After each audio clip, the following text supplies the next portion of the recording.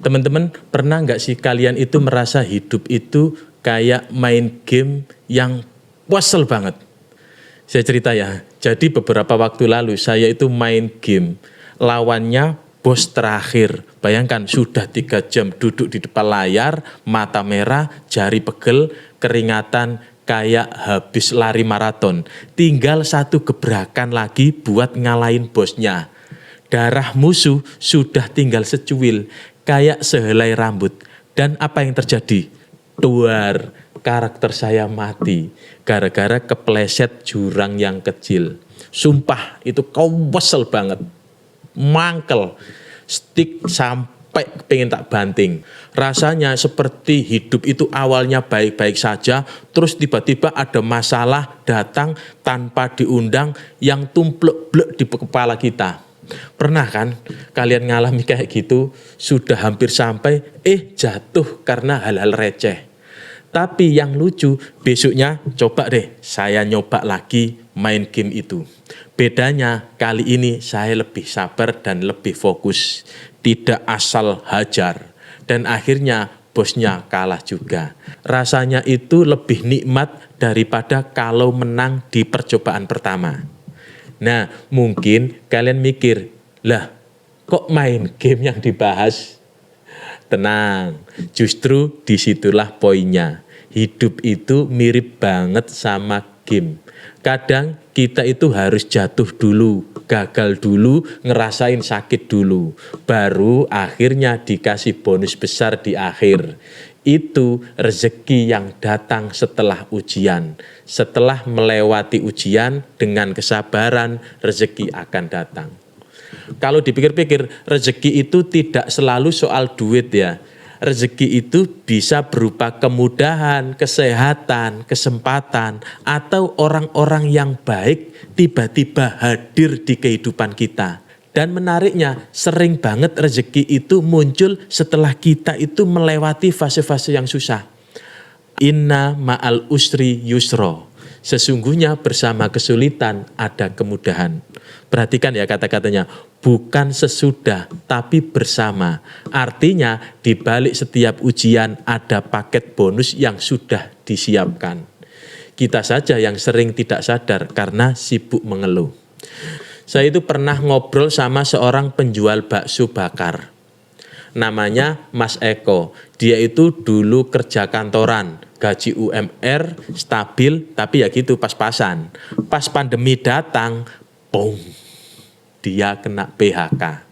Bayangkan dia sudah punya keluarga, cicilan kendaraan, anak baru masuk sekolah, tiba-tiba penghasilannya hilang.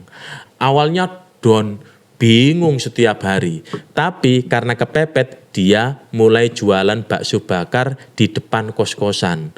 Modalnya cuma meja lipat, banner seadanya, sama resep warisan ibunya. Ternyata rame. Orang-orang suka sama bumbunya yang unik, pedes, manis, gurih lah.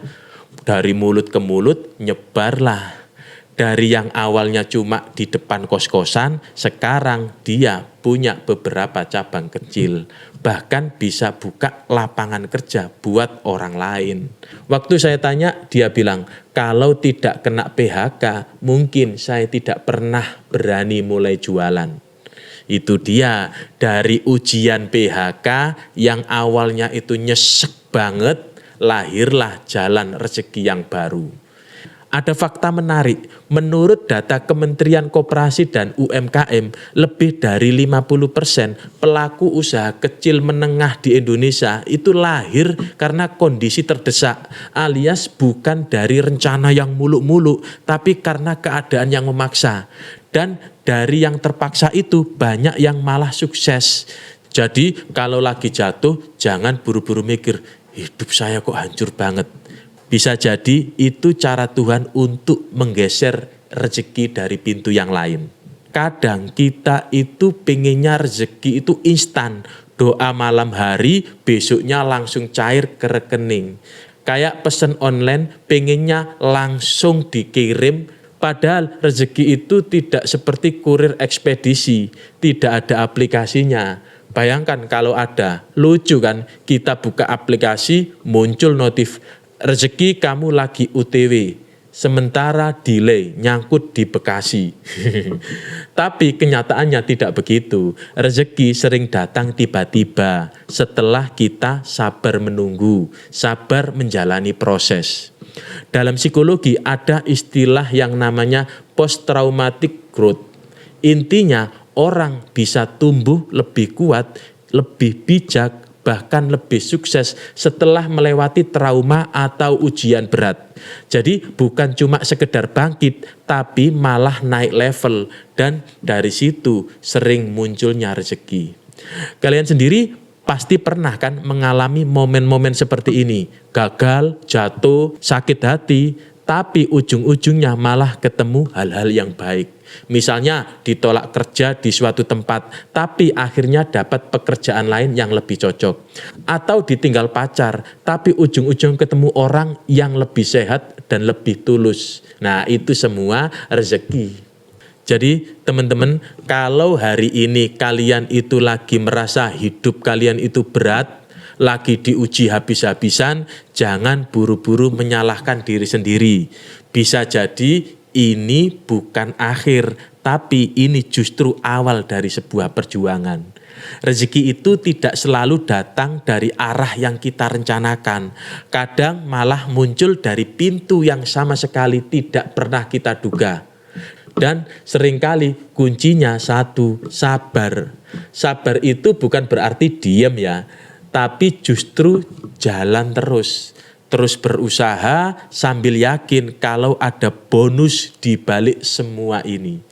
Saya Kang Mamu tetap waras, tetap menjadi manusia yang bisa menikmati proses dalam hidup ini.